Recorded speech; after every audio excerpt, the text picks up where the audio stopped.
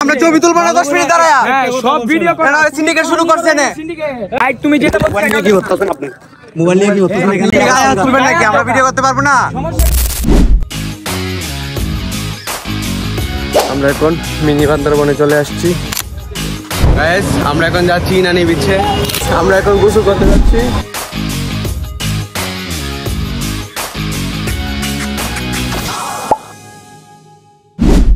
Guys আমরা এখন গোসল করতে যাচ্ছি। রোহান খুবই রোদ, প্রচন্ড রোদ।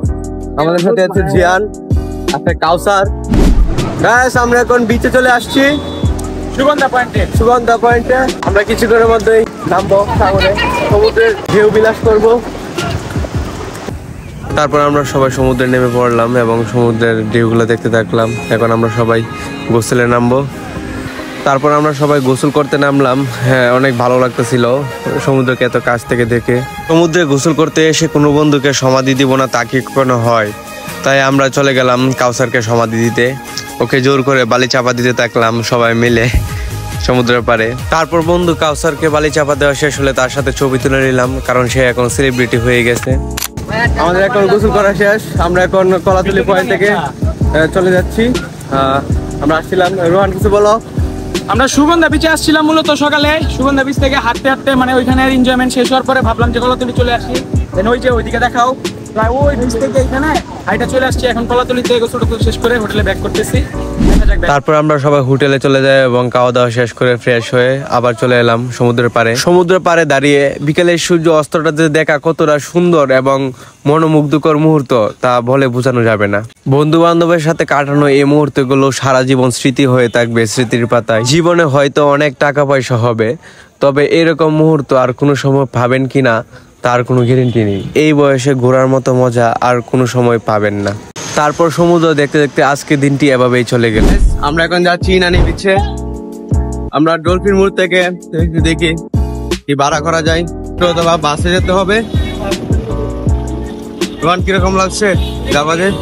রাতে ঘুমিয়ে হয় নাই, খুব বাজে অবস্থা লাগতেছে শরীরটা। আমরা মেরিন ড্রাইভে যাওয়ার জন্য একটি অটো রিজার্ভ করলাম 800 টাকা দিয়ে।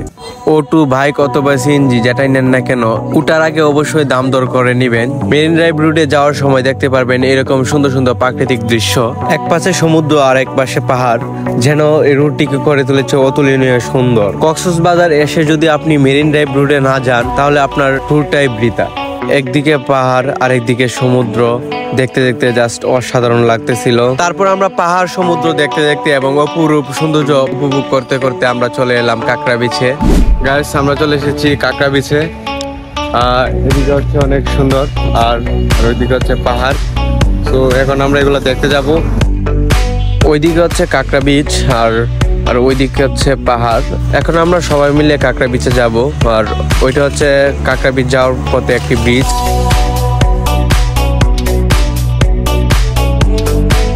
যাওয়ার পথে এরকম সুন্দর একটা ব্রিজ পাবেন, কাঠের তৈরি।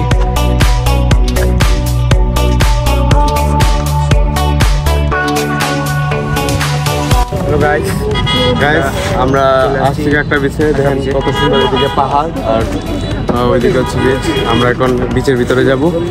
এখানে যে ভিউ কাঁকড়া বিচের জাস্ট অস্থির। এদিক থেকে পাহাড় দেখা যাচ্ছে আর ওইদিকে সমুদ্র, মানে কি বলবো, জাস্ট ওয়াও।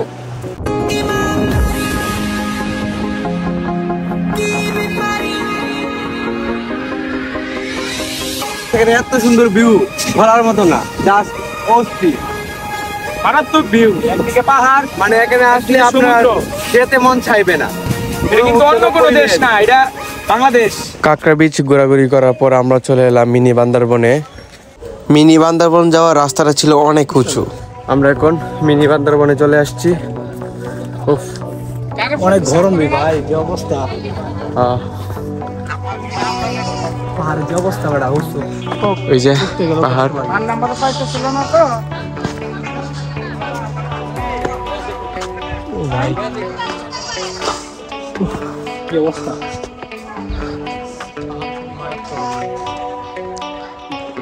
সাংবাসটা কই, সাংবাসটা কাটতে। এত রোদ আর গরমের মধ্যে পাহাড়ে ওঠা যে কতটুকু কষ্টকর, যদি আপনারা পাহাড় ট্রেকিং করেন তাহলে বুঝতে পারবেন। স্টেপটা যে করেন পিছে যান একটু। যতদূর দেখা যাচ্ছে শুধু পাহাড় আর পাহাড়।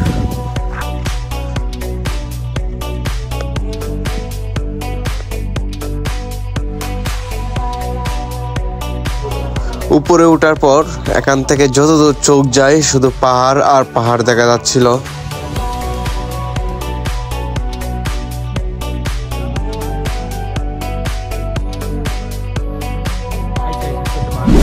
গাইস আমরা এখন প্রবেশ করতেছি নানি বিচে, ওখানে কিছু ফটো শুট করবো।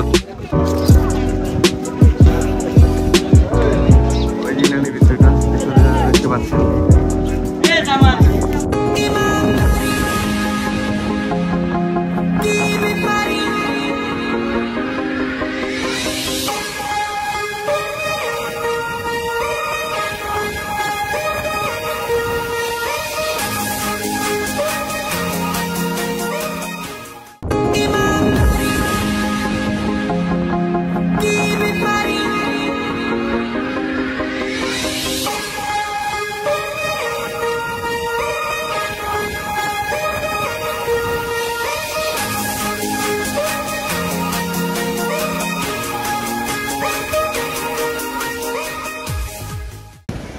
গাইস, এটা চিনানি বিচ, পাথর। ওফ কি ভিউ! ওইদিকে হচ্ছে সমুদ্র, আশেপাশে কেউ নেই, শুধু আমরা গাড়ি নিয়ে চলে আসছি। ওই যে আমাদের গাড়ি, আমরা তিনজন চলে আসছি গাড়ি নিয়ে। আমিও আছি, আমি ব্লগে আছি।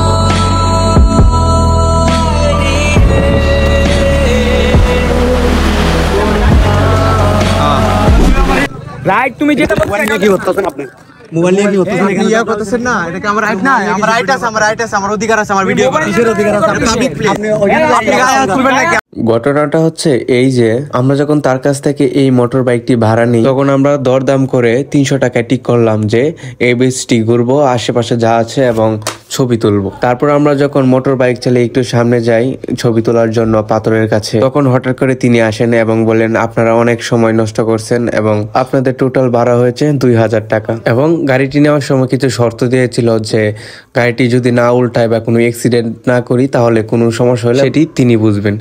কিন্তু গাড়িটি নেওয়ার পর মনে হয় 30 মিনিটও হয়নি তিনি চলে আসছিলেন। তারপর তিনি 2000 টাকা ভাড়া দাবি করতেছিলেন। তারপর আমরা তাকে বলি চলেন কাউন্টারে যাই। কাউন্টারে যাওয়ার পর যখন আমরা ভিডিও করতেছিলাম ঘটনাটি, তখন তিনি রেগে যাচ্ছিলেন যে কেন ভিডিও করতেছি। আমরা আগে থেকেই জানতাম যে এরকম কোনো সমস্যা হতে পারে, যে কক্সবাজারে এটা নতুন নয়, অনেক পুরানো। তাই আমরা ভাড়া নেওয়ার সময় সকল কিছু ভিডিও করে রাখছিলাম। তখন আমরা অনেক রেগে যাই এবং সকল প্রমাণ সহ আমরা পুলিশকে কল দেওয়ার জন্য রেডি হই। তখন তারা ভয় পেয়ে যায় এবং তাদের সমিতির যে হেড ছিলেন তিনি আসেন এবং বিষয়টাকে সলভ করেন। তাই আপনাদেরকে সাজেস্ট করব কক্সবাজার আসলে মোটরসাইকেল বা বাইক যাই ভাড়া করেন না কেন একটা ভিডিও করে রাখবেন, যেন পরবর্তীতে কোনো সমস্যার মধ্যে না পড়তে হয়।